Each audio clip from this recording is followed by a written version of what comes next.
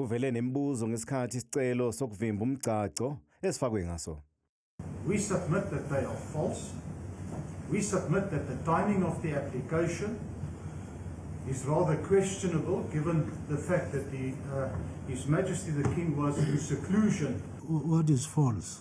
The accusation that he plans to get married on the 26th of January in a second marriage. But she has attached to her papers announcements relating thereto, as well as invitations relating thereto.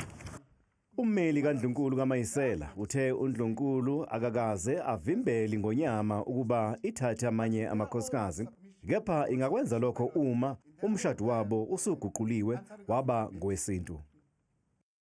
Ijaji belisingethi icala lithole ukuthi uNdlunkulu kaMayisela eqaleni wayevumile ukuthi ingonyama ingathatha abanye uNdlunkulu. Ijaji libe selisichitha kanjalo ke lesicelo ebesiphuthuma.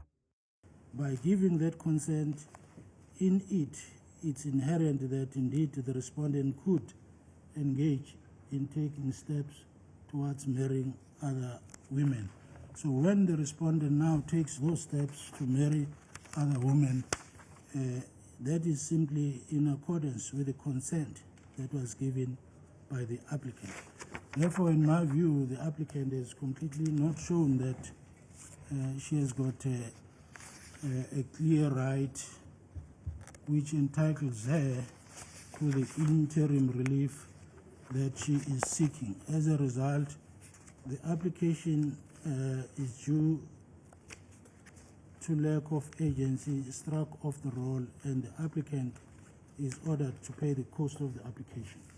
Isinqumo senkantolo sanamhlanje sinikeza umkhombandlela wokuqhubeka komgcaco waseNdlunkulu. Lo mgcaco ubuhlelelwe uLwesihlanu nangesonto njengoba ingenziwa imicimbi ngeSabatha ebandleni lamaNazaretha.